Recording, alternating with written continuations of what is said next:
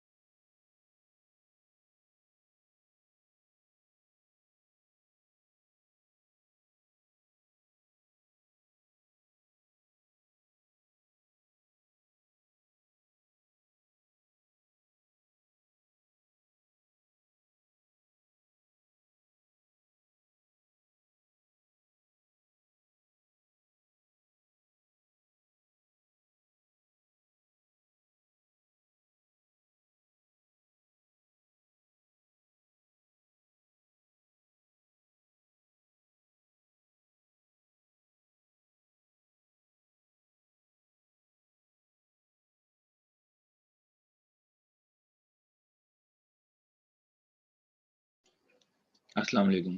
कैसे हैं आप लोग? वालेकुम सलाम सर, अल्लाह का शुक्र। आप सुनाएं सर, आप कैसे हैं? जी, मैं ठीक-ठाक, शुक्र है। असाइनमेंट कर ली आप सब लोगों ने? कोई मसला-मसाइल तो नहीं आए?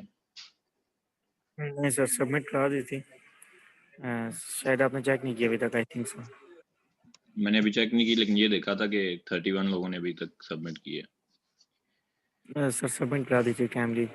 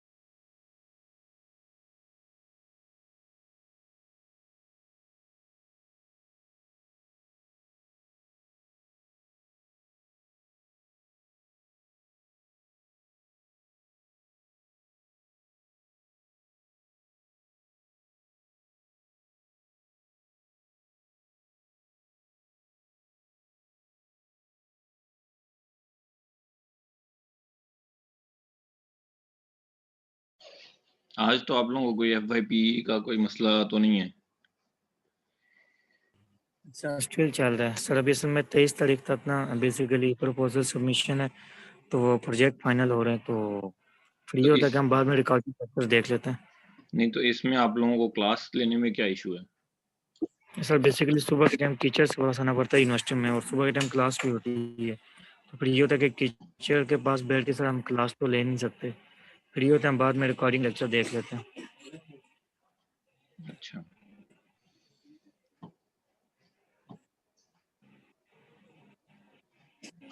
सारी बेसिक्स ही खराब हो जाएंगी तो फिर काफी मुश्किल होगी। सर बेसिक्स आती हैं क्योंकि हमने तीन तीन प्रोग्रामिंग लैंग्वेज पढ़ी हैं, जिसमें हमने सारी ये बेसिक्स वगैरह पढ़ी हुई हैं। बेसिकली सी शार्प में भी सिर्फ एक सिंटैक्स का डिफरेंस है बेसिक्स के अंदर, और इसके अलावा सर हम वीडियो रिकॉर्डिंग लेक्चर देख लेंगे तो डेफिनेटली हमारी बेसिक्स क्लियर हो जाएंगे, अगर कोई चीज़ रह भी गई हो तो। अच्छा, कोई ये बता सकता है डिस्ट्रक्टर क्या होता है? सर डिस्ट्रक्टर बेसिकली ये होता है जब आपने क्लास बनाई है और क्लास का ऑब्जेक्ट को डिस्ट्रॉय करने लाइक कंस्ट्रक्टर ही होता है ना, ऑटोमेटिकली रन हो जाती हैं कोई भी फंक्शन या फंक्शनैलिटीज या कोई इनिशियल वेरिएबल्स वैल्यू जो हम रिक्वेस्ट करते हैं। डिस्ट्रक्टर इसी की ऑपोजिट काम कर रहा है। डिस्ट्रक्टर ये कर रहा है कि जो ही आपका काम खत्म हो गया, आपकी ऑब्जेक्ट जो क्लास की क्रिएट किया वो डिलीट कर देगा ऑटोमेटिकली। अच्छा, ठीक है। डिस्ट्रक्टर वो चीज़ है जब ऑब्जेक्ट डिस्ट्रॉय होने लगता है तब वो कॉल होता है। ठीक है, सर उसके अंदर ऑटोमेटिकली अगर कॉल आप होगा। हाँ हाँ ऑटोमेटिकली कॉल होता है, लेकिन उसके अंदर जो काम आप खुद लिखेंगे वो होगा। जी सर ये पता है बिल्कुल। गेटर सेटर क्या होती हैं? Sir getter setter basically concept ये होता है, गेटर ये होता है कि वैल्यू गेट करने के लिए यूज़ किया जाएगा। फॉर एग्जांपल हमने प्राइवेट वेरिएबल यूज़ किए हैं जो कि आउटसाइड क्लास एक्सेसिबल नहीं है, ना ही उसके चाइल्ड में एक्सेसिबल है, ना ही आउटसाइड की क्लास एक्सेसिबल है। अब उनको हमने वैल्यू तो सेटिंग करवानी है भाई यूज़र से। हम यूज़र से हाइडिंग करने के लिए उनको बेसिकली ये करेंगे, गेटर और सेटर मेथड्स डिफाइन करेंगे जो बेसिकली यूज़र से इनपुट्स लेंगे और हमारे उन प्राइवेट वेरिएबल्स के अंदर उन वैल्यू को असाइनमेंट करेंगे। लाइक जिससे आप अकाउंट्स की अगर एग्जांपल ले रहे हैं तो हमारा जो बैलेंस होता है, अकाउंट नंबर होता है, या जितनी भी वो इन्फॉर्मेशन जो हम किसी को बता नहीं सकते, तो बेसिकली उन इन्फॉर्मेशन को सेट करने के लिए, चेंज करने के लिए या मॉडिफाई करने के लिए हम बेसिकली गेटर और सेटर के मेथड यूज़ किए तो जाते वो हैं। तो आप पब्लिक करके वेरिएबल को भी आप सेट कर सकते हो, उसमें क्या मसला है? सर पब्लिक कर देंगे तो हर बंदा उसको एक्सेसिबल कर लेगा, जो कि हम चाहते नहीं है। लाइक अब अकाउंट की इन्फॉर्मेशन है, हम नहीं चाहते कि कोई पब्लिक बंदा उसे देख तो सके, तो इस सेटर पर्पज को के भी लिए तो हमने हर कोई कॉल प्राइवेट। कर सकता है। सेटर पब्लिक होते हैं, उनको भी तो हर कोई कॉल कर सकता है। नहीं सर वो उसमें तो हम फिर फर्दर आगे इसमें वो लेयर्स बना लेंगे ना, मीन्स के किस बंदों को एक्सेस दे लेंगे हम कि किस बंदा वो कॉल कर सकता है, कौन नहीं कॉल कर सकता। फॉर एग्जाम्पल अभी एक बैंक का बंदा है, वो जस्ट फंक्शन कॉल कर रहा है, लेकिन हम आम जैसा बंदा उस चीज़ को कॉल नहीं कर पा रहा क्योंकि हमारे वो एक्सेस में नहीं है, प्राइवेट है। ये तो सर बेसिकली एक हायरार्की बनाई जाती है ना, ताकि चीज़ों को एक तकरीबन एक मत ये कह लें कि चीज़ों को एक अरेंज किया जाए कि किसको कितना एक्सेस देना है। उस चीज़ को फर्दर मॉडिफाई करने के लिए पहले से हम एक इनिशियल सेटअप करते हैं बेसिकली, जिसमें हम पब्लिक प्राइवेट या प्रोटेक्टेड टाइप को यूज़ करते हैं। अच्छा, सेटर्स पहली बात पब्लिक होते हैं, उसको हर कोई एक्सेस कर सकता है। मैं भी एक्सेस कर सकता हूँ, बैंक का बंदा भी एक्सेस कर सकता है। लेकिन जी फ़र्क जी ये सर वो आएगा मैं यही कर- लेकिन फ़र्क ये आएगा कि उस सेटर के अंदर मैं ये लिख दूँगा कि अगर यूज़र ये है, तो तभी सेट हो वैल्यू, वरना ना सेट हो। उसके बिल्कुल अंदर मैं सर मैं वही किसी चीज़ किस्म की वैलिडेशन रख दूँगा, किसी किस्म की परमिशन चेक रख दूँगा कि परमिशंस हैं, तो तब ये चीज़ हो सके। कंडीशंस वगैरह लगा दूँगा बेसिकली उस सेटर के अंदर मैं। जी बेसिकली सर ये कंसेप्ट है कि बेसिकली या हमें जो वेक्टर सेटर का कंसेप्ट समझा था वो ये होता था कि वेक्टर सेटर काम ये करते हैं, लेकिन ये बनाए बेसिकली इसलिए जाते हैं जब हमारे प्राइवेट वेरिएबल्स हों किसी क्लास के अंदर, उनको एक्सेस करने के लिए बेसिकली हम ये यूज़ कर रहे जी होते हाँ, हैं। इसीलिए बनाए जाते हैं कि वेरिएबल्स को हम प्राइवेट कर देते हैं और उनको सिक्योरिटी एक किस्म की डाटा की सिक्योरिटी प्रोवाइड करने के लिए कि ये वेरिएबल पब्लिकली एक्सेसिबल ना हो, उसके लिए ही हम ये काम करते हैं, वेरिएबल को प्राइवेट कर देते हैं और गेटर सेटर बना देते हैं पब्लिक। लेकिन उस पब्लिक गेटर सेटर के अंदर आपको ये चीज़ आपको लॉजिक लिखनी पड़ती है, आपको ये लॉजिक लिखनी पड़ती है जिससे आप ये बता सकें कि कौन-सा यूज़र एक्सेस करेगा, सेट कर सकता है कौन-सा यूज़र, कौन-सा नहीं।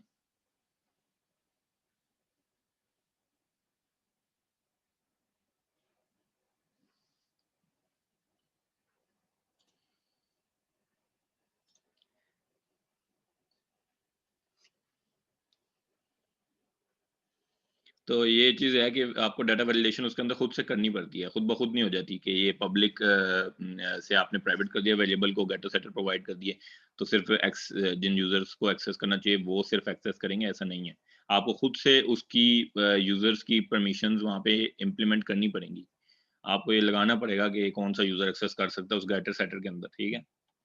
सेटर के अंदर ये लगाना पड़ेगा कि अगर यूज़र ये वाला है तो तभी एक्सेस हो, यूज़र आईडी चेक कर लें या कुछ समथिंग, ठीक है? और गेटर के अंदर भी आप यही करेंगे कि अगर यूज़र ये वाला है तो तभी वैल्यू रिटर्न हो, वरना नल रिटर्न हो जाए।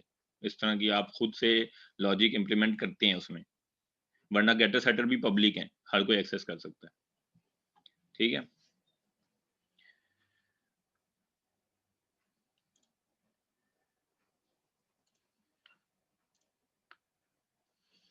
अच्छा जी, असाइनमेंट थोड़ा-सा देख लेते हैं। असाइनमेंट बहुत ही आसान असाइनमेंट थी। मतलब इससे आसान तो मैं दे ही नहीं सकता कि पहला सवाल था कि 10 डिफरेंट टाइप्स ऑफ ऑपरेटर्स आपने यूज़ करने हैं। तो ऑपरेटर्स हम लोगों ने लेक्चर 2 वाली स्लाइड्स में हमने देखे थे। ये वाले ऑपरेटर्स हैं। Arithmetic operators, relational operators, logical operators, bitwise और असाइनमेंट। इनमें से ये बहुत सारे हैं। इनमें से कोई से भी 10 यूज़ कर लेने थे। बस यूज़ करने थे और कुछ भी नहीं। और दूसरा सवाल था draw the following pattern using loops and conditions. ये तो आप लोगों ने फर्स्ट या सेकंड सेमेस्टर में सी प्लस प्लस में इस तरह के पैटर्न्स ड्रॉ किए होंगे। इसका मकसद सिर्फ ये था कि जी। वही चीज़ आप यहाँ पे भी करके देख लें कि सिंटेक्स में अगर कोई फ़र्क आता है तो कैसे आता है, या बस एक किस्म की थोड़ी-सी प्रैक्टिस करना इसका मकसद था और कुछ भी नहीं। आसान तरीन ये भी सवाल था। इसका कोड मैंने लिखा हुआ था।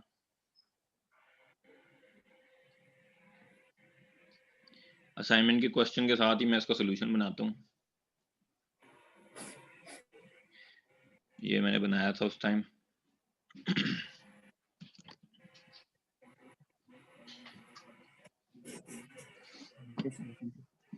ठीक है, तो ये आर एक वेरिएबल मैंने बना लिया 4, जिसमें number of rose till mid of the diamond, यानी कि ये जो मिड है ये कितनी रोज तक का मिड है, 1 2 3 4 तक है। अगर मैं इसको मैंने अगर 7 कर देता हूँ फॉर एग्जांपल 7, तो ये इस तरह हो जाएगा। ठीक है, डायमंड खराब नहीं होगा, डायमंड उसी सीक्वेंस से बनेगा जो सीक्वेंस है। ठीक है, मैंने ये इस तरह बनाई असाइनमेंट आपकी। अब दो लूप्स हैं, एक मिड तक चलेगा और ये वाला लूप है 0 से लेकर 4 तक चलेगा। फिर दूसरा लूप है जो 4 -1 यानी 3 से लेकर 1 तक चलेगा, 3 to 1, 3 टाइम्स ये चलेगा लूप। ठीक है, ये नीचे वाले डायमंड का हिस्सा ड्रॉ करने के लिए ये लूप। ठीक है, फिर उसके बाद ये हमने सी में भी ये चीजें देखी हैं कि एक लूप हम स्पेसिस प्रिंट करने के लिए लगाते हैं, जो 1 से लेकर 4 माइनस आई, 4 -0 होगा पहले, फिर 4 -3 होगा, यानी कि पहली टाइम 4 स्पेसिस प्रिंट करनी है। यहाँ पे जो फर्स्ट स्टार है उससे पहले 4 स्पेसिस प्रिंट करनी है, दूसरे स्टार में 3, फिर 2, फिर 1, इस तरह। ठीक है, उल्टा ये चलेगा इस तरह। ये स्पेसिस प्रिंट होगी, इसके साथ ब्रैकेट्स नहीं लगाए मैंने, तो इसका मतलब क्या है कि सिर्फ फर्स्ट स्टेटमेंट फॉर लूप के अंदर होगी। ठीक है, फिर दूसरा लूप 1 से लेकर 2 स्टैरिक i -1। ठीक है, लेट्स से आई की वैल्यू फिलहाल कोई 1 आई है। ठीक है, ऊपर से इस आई वाले आई की वैल्यू 1 आई है, तो 2 इंटू 1 2, 2 माइनस 1 1, तो ये लूप एक टाइम चलेगा, यानी एक स्टार प्रिंट करेगा सिर्फ, जो पहला स्टार है। फिर आई की वैल्यू अगर फॉर एग्जांपल 2 आई है, तो 2 इंटू 2 4, 4 माइनस 1 3, तो इसका मतलब 1 से लेकर 3 तक ये लूप चलेगा, जो कि दूसरी रो है। ठीक है, स्टैरिक एक्स स्टैरिक। ठीक है, इस तरीके से ये लूप एग्जीक्यूट हो रहा है। फिर मैंने बीच में कंडीशंस लगा दी हैं कि कौन सा सिंबल प्रिंट करना है किस वाली रो में, या सॉरी किस वाले कॉलम में। अगर 1 है, जे की वैल्यू 1 है, तो स्टैटिक प्रिंट होगा, यानी कि फर्स्ट सिंबल अगर वो प्रिंट कर रहा है तो वो स्टैटिक प्रिंट करे, चाहे वो पहली रो हो दूसरी हो, सारों में पहला सिंबल स्टैटिक है। ठीक है, और दूसरा जे, या फिर जे की वैल्यू क्या हो, 2 इंटू आई -1, यानी कि ये वाली, यही वैल्यू यहाँ लिख दी है मैंने, यानी कि लास्ट सिंबल भी स्टैटिक होगा। ठीक है, लास्ट सिंबल भी इस डायग्राम में आप देख सकते हैं स्टैटिक होता है। ठीक है, फिर दूसरा क्या किया है कि जे की वैल्यू या तो 2 हो या जे की वैल्यू 2 इंटू आई माइनस, ये अब 2 हो गया सेकेंड लास्ट वैल्यू, ठीक है, या 2 हो या सेकेंड लास्ट वैल्यू हो तो एक्स प्रिंट होगा, जे की वैल्यू 3 हो या थर्ड लास्ट वैल्यू हो तो ओ प्रिंट होता है, और एल्स बीच में सारे स्टैटिक हो जाएंगे, बीच में जितने भी होंगे वो स्टैटिक, ठीक है। यही सेम कंडीशंस यहाँ पे भी लिखी हुई है, सेम लूप है अंदर के दोनों, सिर्फ बाहर का लूप चेंज हुआ, ठीक है। तो ये बहुत इजी असाइनमेंट थी, इसको दोबारा रन करके देखें तो ये इस तरह बनता है।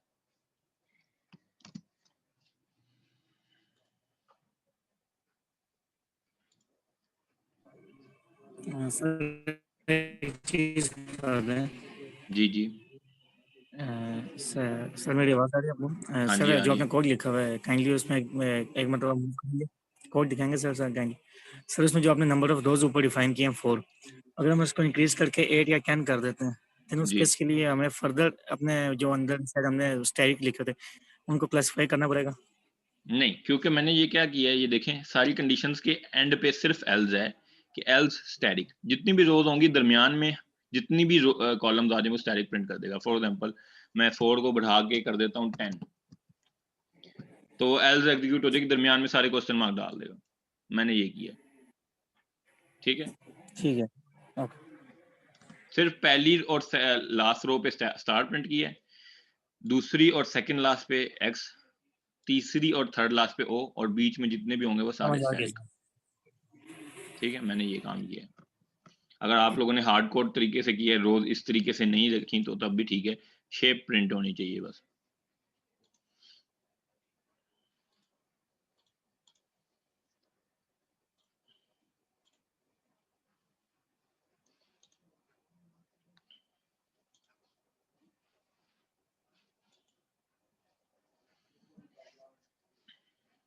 अच्छा जी, आज हम पढ़ेंगे एक्सेप्शन हैंडलिंग।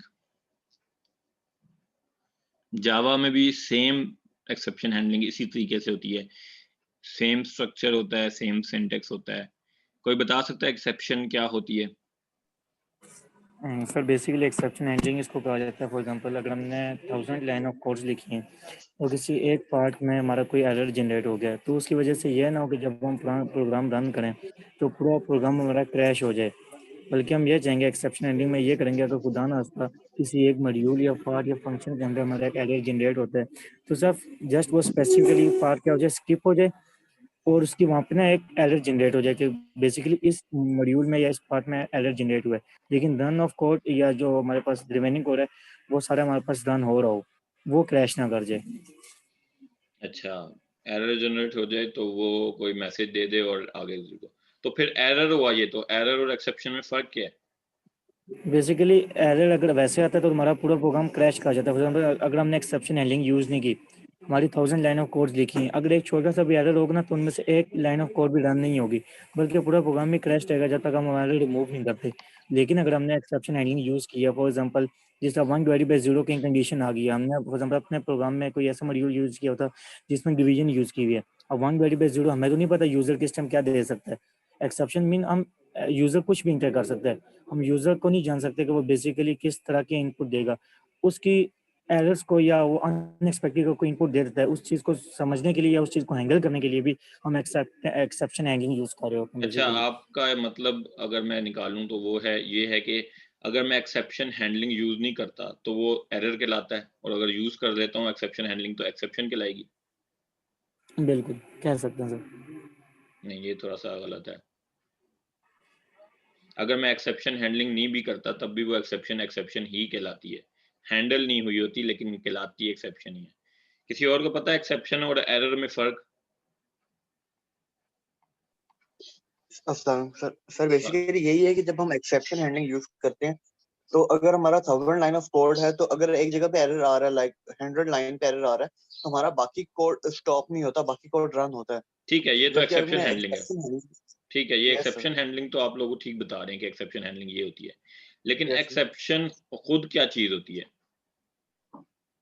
सर। एक्सेप्शन वो कोई भी ऐसी चीज जो कि अनकंडीशनली प्रोग्राम में आ जाए, कोई भी अनसर्टेनिटी, ठीक है, ये भी लाइक ठीक अब है। जिस तरह ये डिवीजन में 0 है। हमें नहीं पता कि जीरो ठीक कोई है, भी ये यूजर आंसर ठीक है, डिलीट वगैरह जीरो लेकिन लॉक। ये आंसर ठीक है, लेकिन एरर फिर क्या होगा?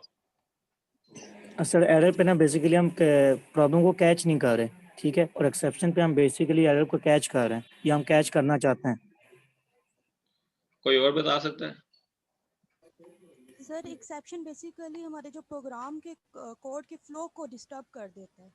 मतलब एक फ्लो में प्रोग्राम आ रहा होता है, उसके फ्लो में कोई डिस्टर्ब क्रिएट कर दे, वो एक्सेप्शन कराता है। ठीक सर है। एरर तो किसी भी तरह का आ सकता है, सिंटैक्स एरर भी आ सकता है, लॉजिकल एरर भी आ सकता है, डिबगिंग एरर भी आ सकता है, लेकिन एक्सेप्शन हैंडलिंग में हम बेसिकली इनपुट पे लगा सकते हैं ज़्यादातर, इनपुट जिसमें लेनी होगी जैसे।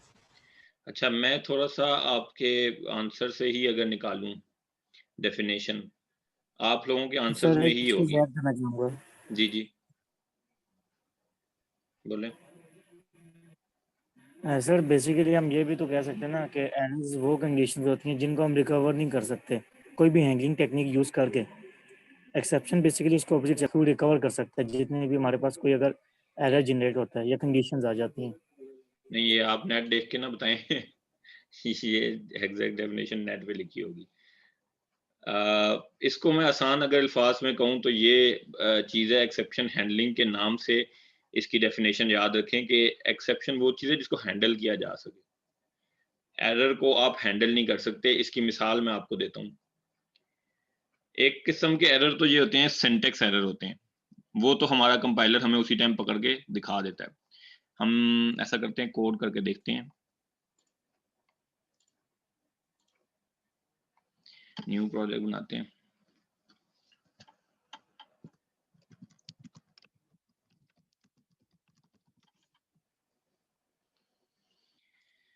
अच्छा, एक किस्म का तो एरर ये होता है कि जैसे मैं यहाँ पे लिखता हूँ int c is equal to null,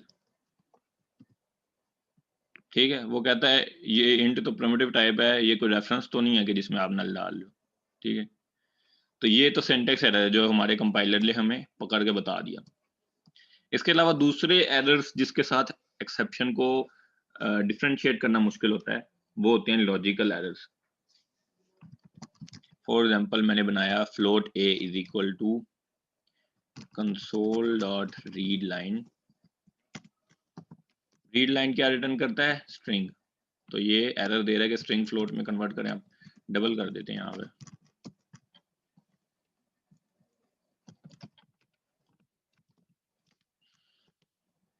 string को कन्वर्ट कर देना डबल में।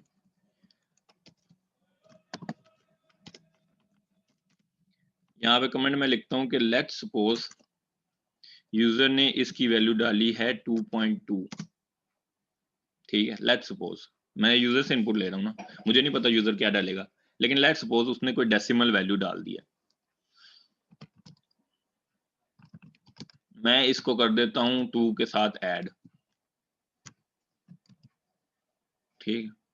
अब वो क्या कह रहा है, ये भी कन्वर्ट नहीं हो रहा डबल इंट में, मैं यहाँ पे कन्वर्ट कर देता हूँ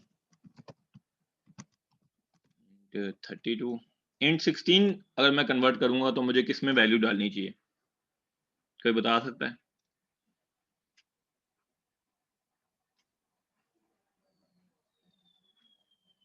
इंट 16 का मतलब है शॉर्ट। ये यहाँ पे जो लिखा आ रहा है साइड पे बॉक्स, उसमें भी लिखा है कि ये शॉर्ट रिटर्न करेगा, ठीक है, नजर आ रहा है। इंट 32 अगर मैं करता हूं तो ये इंटीजर रिटर्न करेगा, और इंट 64 तो ये लॉन्ग रिटर्न करेगा। समझ आई? ये बात हम शुरू में पढ़ चुके हैं कि इंट 16 जो डॉट नेट की टाइप है, ये मैप होती है शॉर्ट के साथ।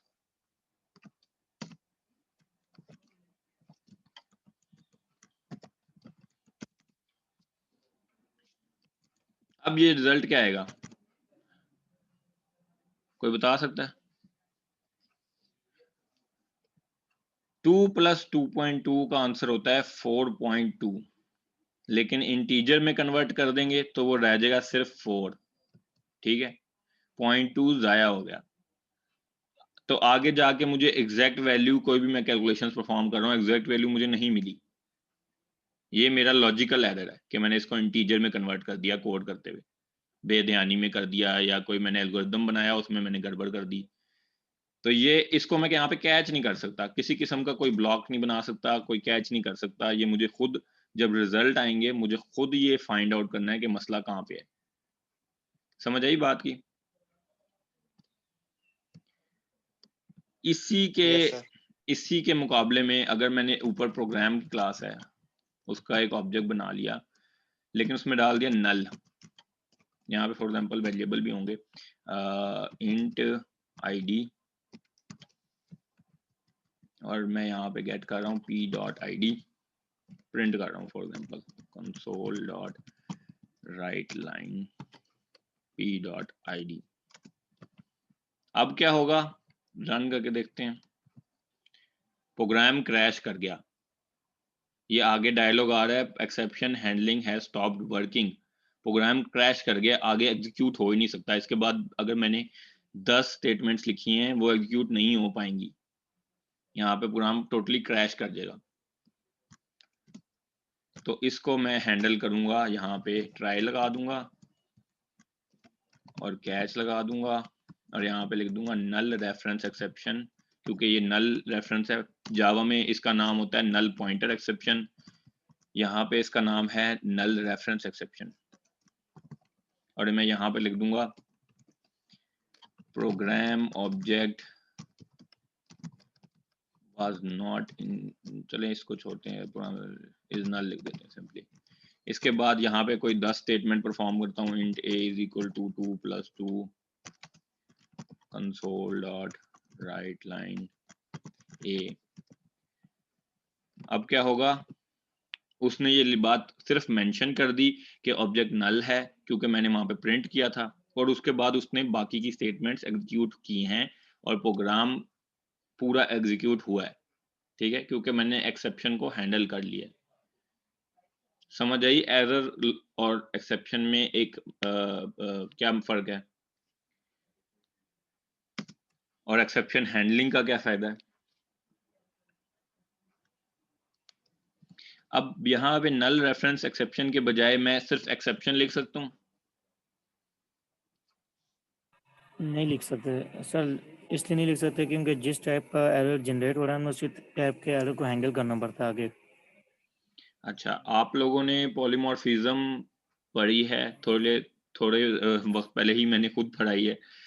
एक्सेप्शन जो क्लास है वो सारी एक्सेप्शंस की पेरेंट है, तो इसमें नल रेफरेंस एक्सेप्शन भी आएगी या index out of range exception या कोई भी एक्सेप्शन आएगी, वो सब का ऑब्जेक्ट इसमें जा सकता है आर्गुमेंट के तौर जी पे। सर, ये तो ये एग्जीक्यूट हो सकती है इस तरह, ठीक है। एक्सेप्शन भी लिख सकते हैं, अगर आपको एक्सेप्शन का नाम याद है आप यहाँ पे वो लिख दें, अदरवाइज सिर्फ एक्सेप्शन भी लिखते हैं तो ये वर्क करेगा। जी बिल्कुल। Exceptions are unforeseen errors that happen in your programs, ठीक है। मोस्ट ऑफ द टाइम आपको डिटेक्ट करना है और उनको हैंडल करना है, ठीक है। हैंडल से मुराद ये है कि कैच के अंदर कोई आप लिख सकते हैं कि अगर नल है तो इसको यहाँ पे p is equal to new program करके इसको हैंडल कर सकते हैं। अगर नल है तो जाहिर है एक्सेप्शन थ्रो करेगा, तो यहाँ पे मैं इसका नल को खत्म कर दूंगा, न्यू ऑब्जेक्ट बना दूंगा। या तो मैं सिंपल सिर्फ लॉगिंग कर सकता हूँ, यानी कि प्रिंट कर सकता हूँ कि ये ऑब्जेक्ट नल हो गया था, ठीक है। तो हैंडल कर सकते हैं आप। There are times when you don't know if an error will occur, ठीक है। ऐसे टाइम्स भी होते हैं जब आपको नहीं पता होता कि एरर आएगा, लेकिन उन एरर को आपको हैंडल करना है, ठीक है। This is where exception handling comes in, ठीक है।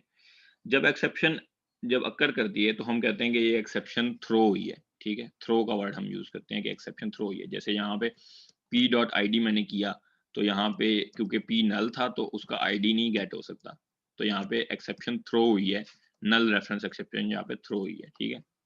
थ्रो का वर्ड यूज करते हैं। Identifying exceptions you will need to handle depending on the routine you are writing। जो भी आप काम कर रहे हैं, जैसे मैंने एक ऑब्जेक्ट रखा और उसको नल ऑब्जेक्ट रख के उसका आईडी कॉल किया, तो उस कोड जो भी कोड आप कर रहे हैं उसके रेफरेंस से आपको ये बात आइडेंटिफाई करनी है कि इसमें कौन सी एक्सेप्शंस आ सकती हैं। जैसे फाइलिंग आप करें, यानी कि फाइल रीड और राइट करें, हार्ड डिस्क में कोई फाइल पड़ी है उसको रीड और राइट करें, तो उसमें ये सारी एक्सेप्शंस जो यहाँ पे लिखी हुई हैं फर्स्ट बुलेट के नीचे ये सब अकर कर सकती हैं, security exception, argument exception, argument null exception, path too long exception, यानी कि उसका पाथ आप बहुत लंबा डाल दें फाइल का, ठीक है। फिर उसके बाद डायरेक्टरी नॉट फाउंड एक्सेप्शन, उस पाथ में कोई ऐसी डायरेक्टरी हो जो नहीं है, एग्जिस्ट करती। अनऑथोराइज्ड एक्सेस एक्सेप्शन, मतलब फाइल आपकी रीड ओनली है और आप उसमें राइट कर दें या आपको उसको एक्सेस करने की ही परमिशन नहीं है, इस तरह की। जी तलहा भाई, कोई सवाल है? फिर है जी फाइल नॉट फाउंड एक्सेप्शन, कि आपने जो पाथ में फाइल लिखी है वो है ही नहीं, वहां पे एग्जिस्ट ही नहीं करती, ठीक है। नॉट सपोर्टेड एक्सेप्शन, ये सब एक्सेप्शंस आपकी आ सकती हैं। अच्छा, 10 मिनट्स के बाद दूसरा सेशन शुरू होगा और ज्वाइन कर लीजिएगा। इसको भी हम करके चेक करते हैं कि ये फाइलिंग में कोई एक्सेप्शन करके चेक करते हैं कि आती है कि नहीं आती है।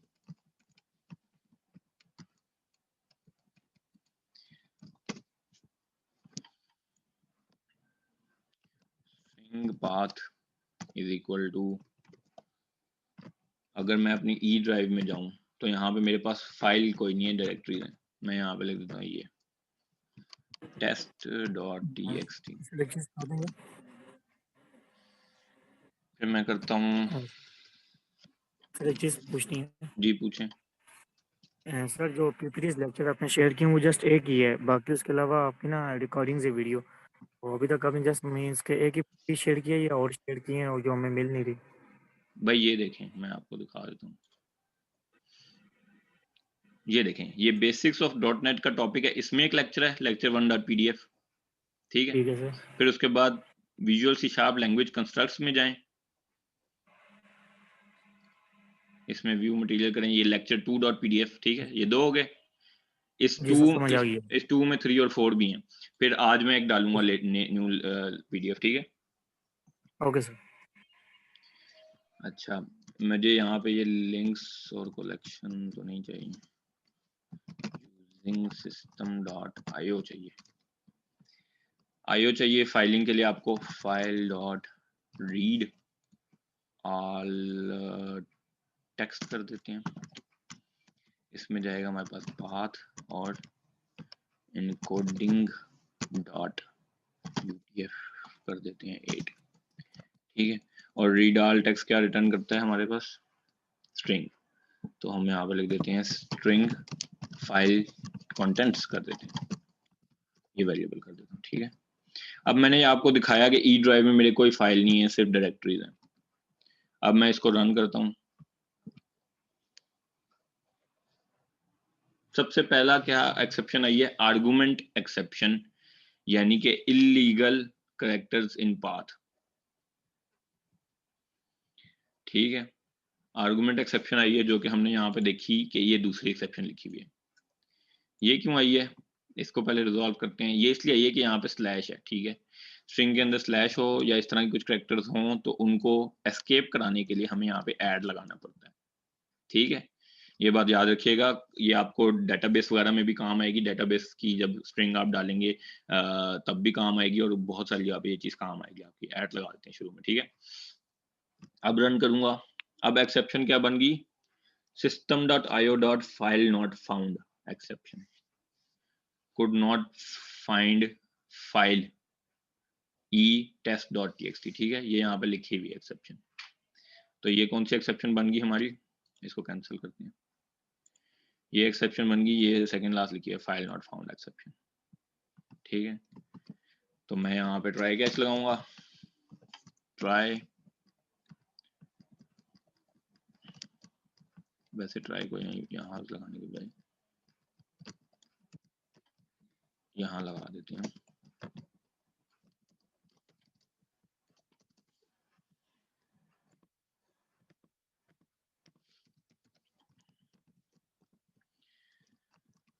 File not found exception ex, मैं यहाँ पे कंसोल डॉट राइट लाइन करता हूँ, और मैं अपने पास से कोई मैसेज नहीं लिखता बल्कि इसी का मैसेज प्रिंट करा देता हूँ,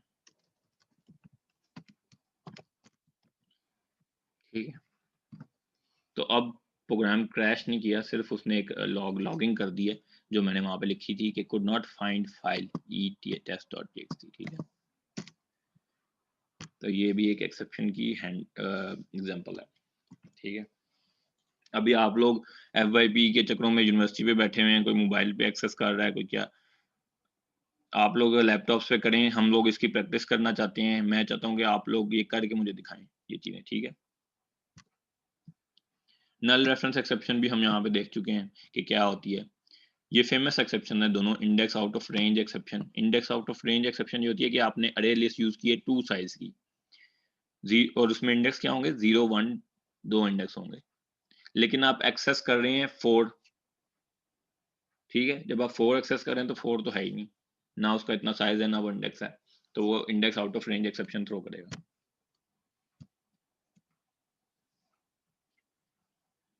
.NET में हर एक्सेप्शन एक ऑब्जेक्ट होती है, जैसे फाइल नॉट फाउंड एक्सेप्शन, ये एक क्लास है जो उस फ्रेमवर्क में पड़ी है, लाइब्रेरीज में पड़ी है, system.io में पड़ी होगी।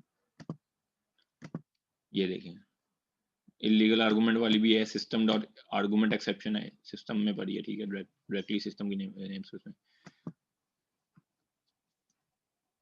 और इन सब का पेरेंट क्या है, एक्सेप्शन की क्लास है, ठीक है। इस एक्सेप्शन की क्लास की बहुत सारी सब क्लासेस हैं। Every exception object contains information about the error। Error के बारे में इसमें इंफॉर्मेशन होती है, जैसे मैंने ex.message किया तो इसका जो भी इंफॉर्मेशन थी वो प्रिंट होगी।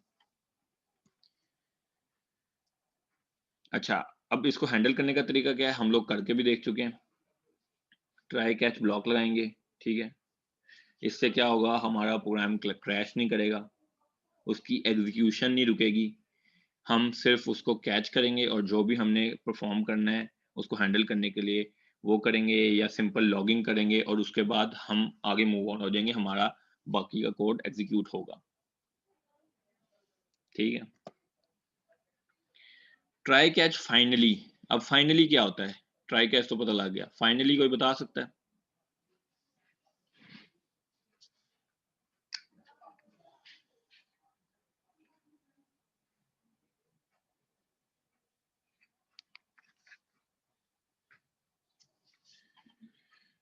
फाइनली ये होता है कि जब भी आप कोई एक्सेप्शन आए वो कैच में चली जाएगा और कैच में जाके जो भी आपने कोड लिखा है वो उसको परफॉर्म करेगा और उसके बाद फाइनली परफॉर्म करेगा।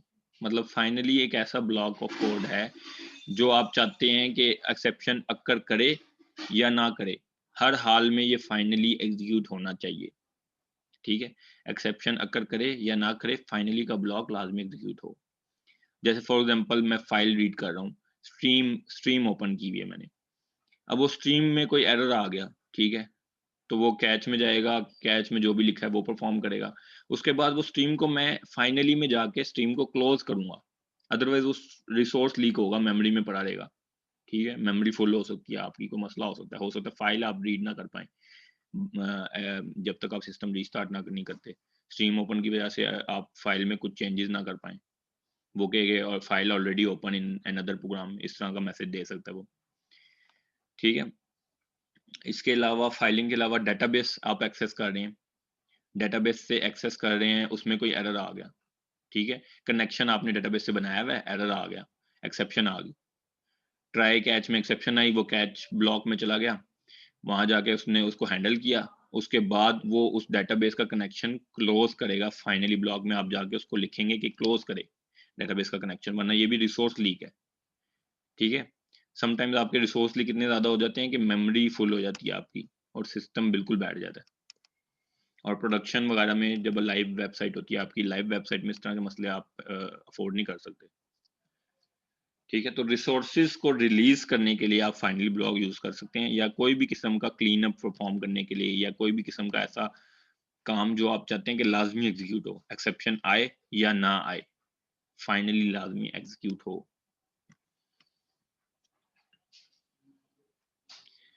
ठीक है। ये सारा हम देख चुके हैं कि क्लीन अप परफॉर्म करने के लिए या किसी किस्म के रिसोर्सेज को रिलीज करने के लिए फाइनली आपने यूज करना है। आगे फाइलिंग है वो हम नेक्स्ट सेशन में स्टार्ट करते हैं।